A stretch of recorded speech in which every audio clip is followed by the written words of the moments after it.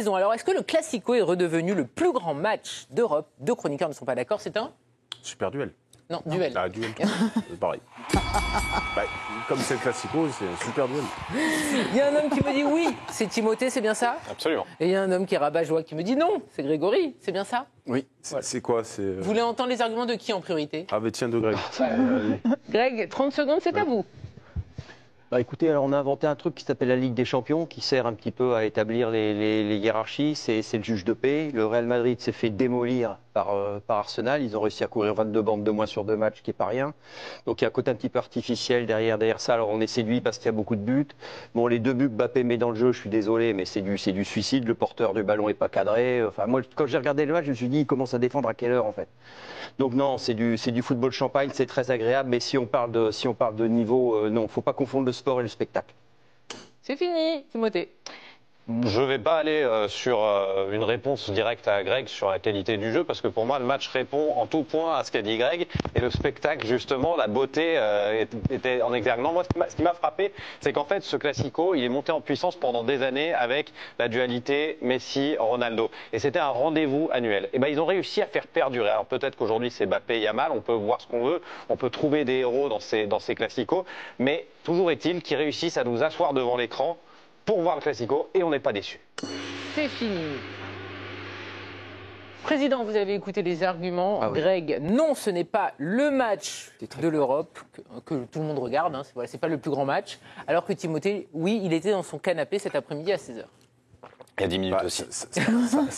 ça reste tout à fait spectaculaire, d'autant plus qu'on n'a pas un Real dans la plus grande, dans sa plus grande tenue cette année. Donc, moi, c'est un match que je regarde tout le temps, hormis la Ligue 1. C'est le match européen que je vais regarder par excellence. Même si j'avais un petit peu lâché depuis le départ de Messi-Ronaldo, je trouve que depuis quelque temps, ce match-là ne déçoit jamais. Il y a toujours.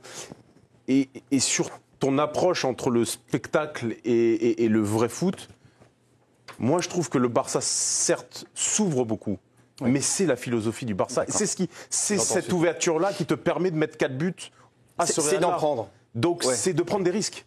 Ok, t'as raison, il laisse 40 mètres dans le dos, il y a Mbappé, il y a Vinicius. Il y a but. Mais ils en gagnent 4. Sur 4 Classicos, ils gagnent les 4. Donc ça veut dire que quelque part, il y a une voie, il y a quelque chose, il y a un schéma tactique, il y a une envie, il y a une empreinte. L'empreinte Barça, elle est ça, en fait. Et elle est un peu pareille avec Luis Enrique, c'est-à-dire que Paris a pris des buts cette saison. Mais ils ne sont pas en finale de Ligue des Champions, parce qu'ils prennent des buts. Oui, mais non, mais voilà, on parle de ça s'est joué à quoi dans un match ultra légendaire? Ça s'est joué à quoi? Ça s'est joué à rien. Mais précisément, ça s'est joué sur le fait de cette volonté de jouer à tout prix plutôt que de dégager le ballon en tribune. Et moi, quelque part, c'est un peu l'arrogance du Barça que j'ai vu à travers cette absence d'idée de Gérard, comment il s'appelle, le défenseur là. Piqué. Mais non. Non, Martine. Oui, mais qui n'est pas titulaire normalement. Voilà, et qui n'envoie pas le ballon en tribune à la 93e. Donc mais c'est le jeu du Barça. Moi, ce qui m'impressionne autour du Classico en général, c'est en fait ce storytelling, ce marketing qu'a réussi à faire la Liga autour et qui perdure et qui survit à la fin de l'ère Ronaldo-Messi. Régis, c'est vrai qu'on avait peur parce qu'il y a eu un trou. Ronaldo parti, Messi parti, alors qu'ils nous ont porté ces Classicos pendant des années. Et finalement, là, il y a un nouvel intérêt parce qu'il y a des nouveaux joueurs, parce que c'est aussi spectaculaire. Alors effectivement, ça défend pas toujours très bien, mais on s'ennuie pas. Ouais, mais ça fait partie du jeu. J'ai envie de répondre à Greg, le spectacle fait partie du jeu ou le jeu fait partie du spectacle. Dire des deux côtés, c'est la même chose et ça fait partie du foot, du jeu. Et non, moi je trouve, j'ai toujours la curiosité, j'ai toujours regardé ces matchs, quels que soient les joueurs qui étaient sur le terrain. Alors il y a une nouvelle génération de joueurs qui arrivent, le Barça qui reste toujours dans une philosophie. Alors effectivement, Timothée parle d'arrogance sur l'aspect défensif, mais c'est leur façon de jouer. Et c'est vrai, quand vous êtes téléspectateur, vous dites c'est incroyable de défendre de cette façon et de prendre autant de risques sur une fin de match. Mais quelque part, aujourd'hui, vous êtes mené 2-0 au bout de 10 minutes ou de un quart d'heure de jeu. Et ils ont continué dans cette philosophie, et puis ils sont revenus. Et ça paye. Donc, déjà qu'à travers ça, vous avez la curiosité de regarder des matchs comme ça. Et puis le talent, vous vous asseyez. Il y a Yamal. Et qui a marqué. Et vous vous dites, il va se passer toujours quelque chose, en fait. Et tous les matchs du Barça aujourd'hui, que ce soit en Ligue des Champions ou en championnat, il s'y passe toujours quelque chose. Et les scénarios contre le Real sont quand même incroyables. Vous gagnez 4-0 à Madrid, vous êtes loin d'imaginer que Barça va mettre 4-0 à Madrid.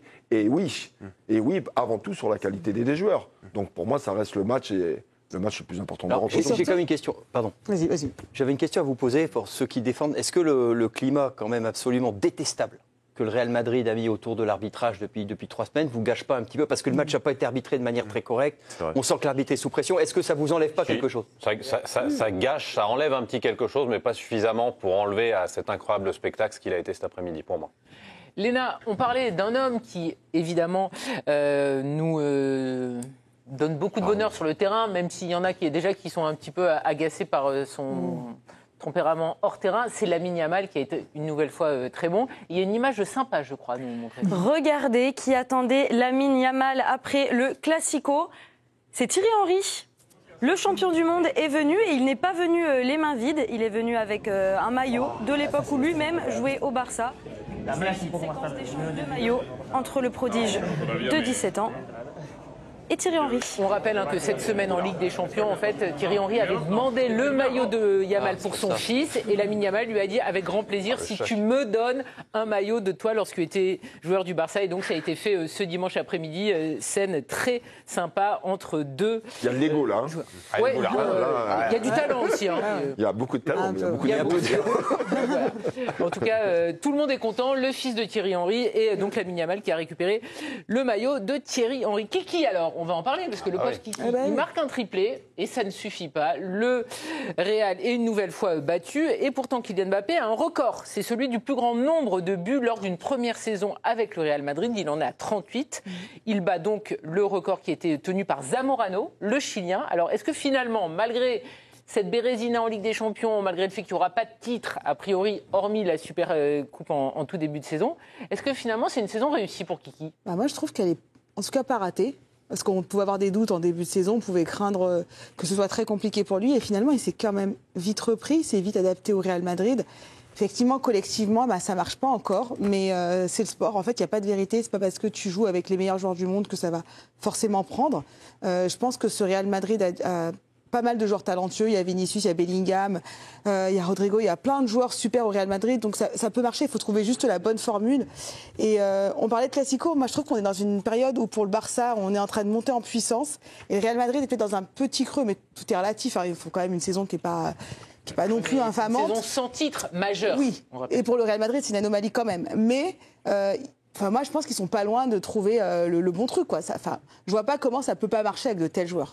Kylian Mbappé, on le rappelle, donc c'est 38 buts, 4 passes décisives en 52 matchs. Cet après-midi, il a marqué son deuxième triplé avec le Real. La première fois, c'était face à Manchester City.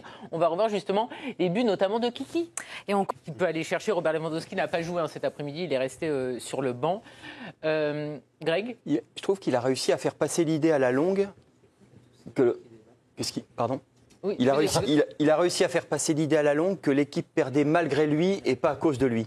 Qu'il était plutôt moteur et qu'il était plutôt dans cette logique-là.